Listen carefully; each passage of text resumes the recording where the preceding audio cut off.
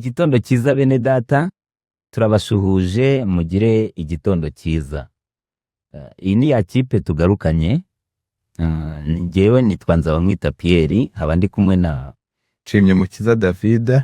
Nanjye nitwa Aimable Nshimiyimana. aba rero nibo tugiye kubana kandi nibo tumaranye n'iminsi, iki cyumweru cyose nibo tuzaba turi kumwe mu kudufasha muri ibi byigisho, baduha inyunganizi, batwibutsa byose kugira ngo bibashe kugenda neza. Reka rero mbere y'uko dutangira icyigisho cyacu, reka tubanze twicishe bugufi dusenge. Uwiteka Mana yacu, twongeye kugushimira uburyo wabanye natwe mu minsi duherereje inyuma y'amaso yacu. Twaba tugeze muri aka kanya duhumeka umwuka wazima, ubihimbarizwe. Uwiteka turagusabye kugira ngo muri iyi ngingo tugiye kwiga uze uyituyoboremo, ibyo twiga bitubera impamba n'urwego bizatugeza iwawe. Ibyo ukunda kandi ushima, aba ari byo ugunya kuduhana ubuntu n'abakizera mu izina rya Yesu. Amen. Murakoze rero, reka dukomeze icyigisho cyacu, dusabe David adufashe mu ngingo y'uyu munsi. Mwongeye kuramuka, tubahaye ikaze muri iki gitondo, aho tugiye kwiga ingingo yo kuwa gatatu. Ariko mbere yo kugira ngo tuyige, ndagira ngo tubibutse yuko turi kwiga icyigisho cya 8 gifite umutwe uvuga ngo umugambi w'Imana wo kuzahura. Ngira ngo ejo twari twabonye ingingo ifite umutwe uvuga ngo imiburo igenewe iki gihe.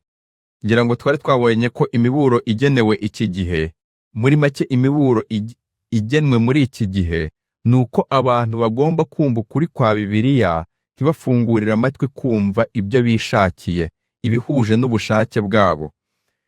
Aka kanya rero tugiye gukomeza n'ingingo yo kuwa gatatu ifite umutwe uvuga ngo ugukomorerwa kwahanuwe. Ikibazo cyo kuri A kirabaza kiti, ni iki cyatindije urubanza rwahanuwe na Mika, kandi ni gute ibyo bigaragaza imbabazi z'Imana? Yeremiya ibice 26 ku murongo wa 18 n'uwa 19. Ku ngoma ya Hezekiya umwami w'Abayuda, Mika w'i Moresheti yarahanuye, abwira abantu b'Iyuda bose ati, uko niko Uwiteka Nyiringabo avuga, i Siyoni hazahingwa nk'umurima, naho i Yerusalemu hazaba ibirundo by'imisaka, n'umusozi wubatsweho inzu y'Uwiteka uzaba n'aharengeye hose ho mu ishyamba. Hezekiya umwami w'Ubuyuda n'Abiyuda bose, mbese aho baramwishe? Ntimuzi ko Hezekiya yubashye Uwiteka, agasaba Uwiteka imbabazi, maze Uwiteka akareka ikibi yabavuzeho? Twakwica uyu, twaba twikoreye ishyano rikomeye ryatugera ku bugingo. Murakoze.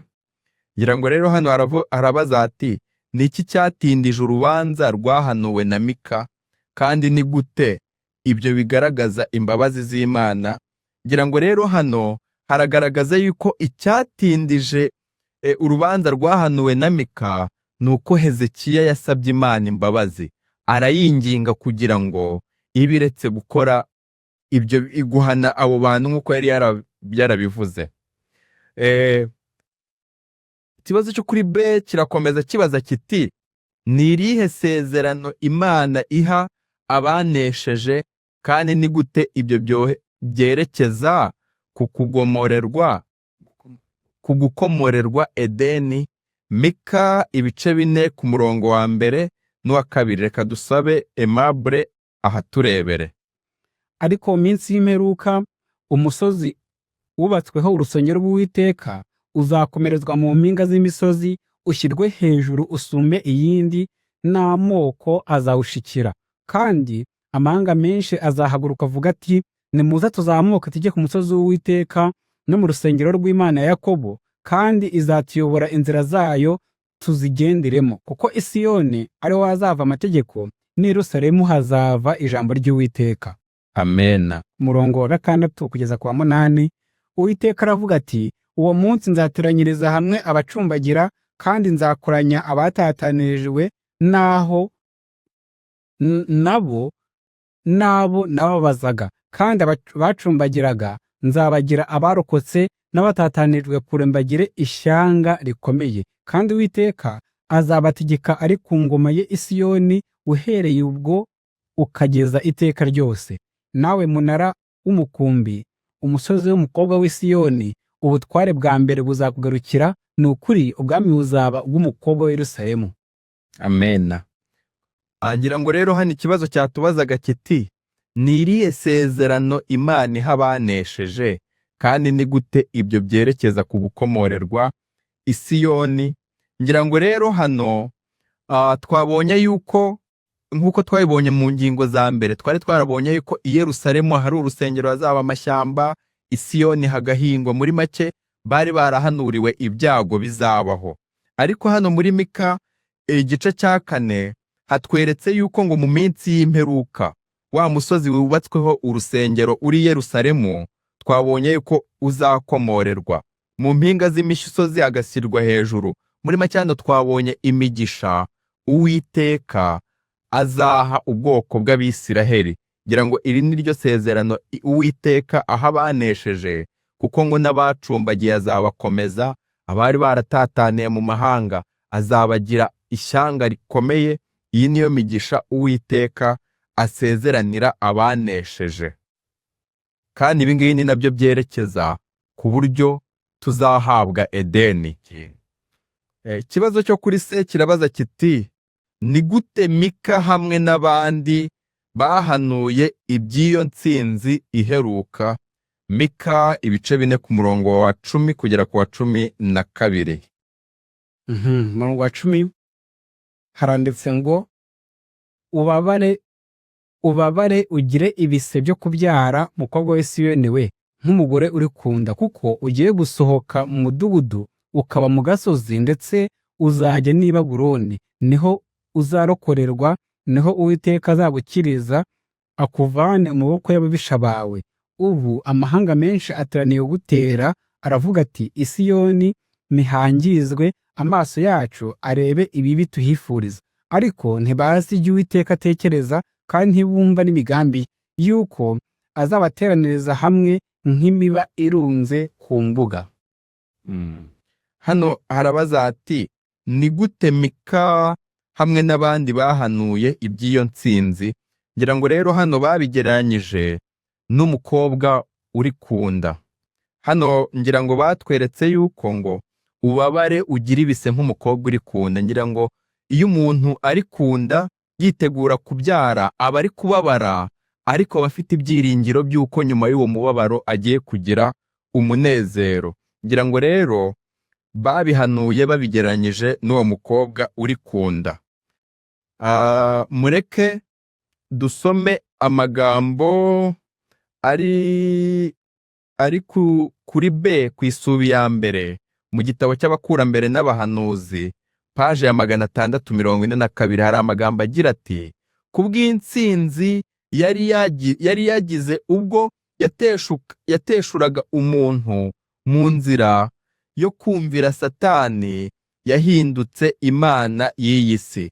Ubwami bwahoze ari ubw'Adamu bwahindutse ubw'umunyazi, ariko umwana w'Imana yiyemeje kuza muri iyi si kugira ngo yishyure igihano cy'icyaha, bityo ye gucungura umuntu gusa, ahubwo anamugarurire ubwami yari yaranyazwe. Ni uku gukomorerwa Mika yari yarahanuye mu gihe yavugaga ati, nawe munara w'umukumbi, musozi w'umukobwa w'i Siyoni, ubutware bwa mbere buzakugarukira. Ngira ngo rero hano ugukomorerwa kwahanuwe Mika, ubuhanuzi bwinshi yari yarahanuwe bwari ubuhanuzi bugaragaza yuko nubwo twanyazwe n'umwanzi Satani, ubwami twari twarahawe n'Imana. Uwiteka cyangwa se Kristo binyuze mu rukundo rwe yaraje kugira ngo ibyo twanyazwe tubisubizwe. Muri make, nubwo twari twarabaye abanyabyaha, Uwiteka yaradukomoreye kugira ngo ibyo twanyazwe n'umwanzi Satani tubashe kubisubiza. Ndumva twasoreza ahangaha, ahubwo tugere ku mwanya w'inyunganizi.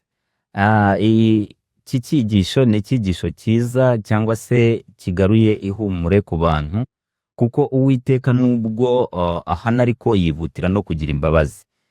Reka tubaze Mabure, uri kubyumva gute aya mahirwe abantu urabona bayafite, urabona bayashaka, urabibona gute? Njyewe uko mbibona, Mika yahanuye ibya Mesiya. Mwabonye ko igihe Satani yashukaga Adamu akamutesha kumvira, icyo gihe Satani yahise yambura ubutware Adamu, ako kanya ahita aba imana y'iyi si. Ariko igihe Kristo yazaga yongeze Satani bwa butware bwa bundi yarambuye Adamu, ko Satani bwari n'umunyazi. Yafashe ubutware bwa Adamu arabumwiba, arawumwambura ugahato. Ntabwo Adamu yamuhaye yishimye, yabumuhaye mbese amuriganyije. Igihe rero Kristo yazaga kuri iyi si, yamwambuye bwa butware yari yanyaze Adamu, nuko Kristo ubu ngubu arifuza kubudukomorera akabudusubiza. Kubw'ibyo rero nk'uko Hezekiya yabigenjeje, amaze kumva ubuhanuzi buteye ubwoba bwa Mika, agahita yihana akagarukira Uwiteka Imana, maze mu mbabazi zayo zitagira akagero, Imana igahita yisubira kwa kurimbura yari yagambiriye ku bwoko bw'Abisirayeli, ikisubira ntibikore. Icyo ni cyo natwe ubu ngubu Kristo abuhamagarira, ni ukwihana tukamugarukira, tukagarura urufuka ku murongo, tugasubira ku byo adusaba. Ako kanya duhita duhinduka abaragwa, noneho tukongera gukomorerwa bya bindi Satani yatunyaze, harimo n'ubugingo buhoraho. Urakoze cyane. Muri iyi ngingo bari kutubwira yuko nubwo Imana ihana ariko iba yiteguye no kubabarira. Ariko muri iki gihe turimo abantu rwose ntago bari kwibuka yuko Imana yacu ari nyebambi.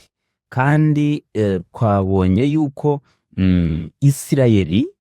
Isirayeli yasezeranywe gukomorerwa cyangwa se kugarurwa ubutware bwayo bwa mbere. Kugeza na n'uyu munsi ntabwo Isirayeli turayibona yagaruriwe ubutware bwayo bwa mbere.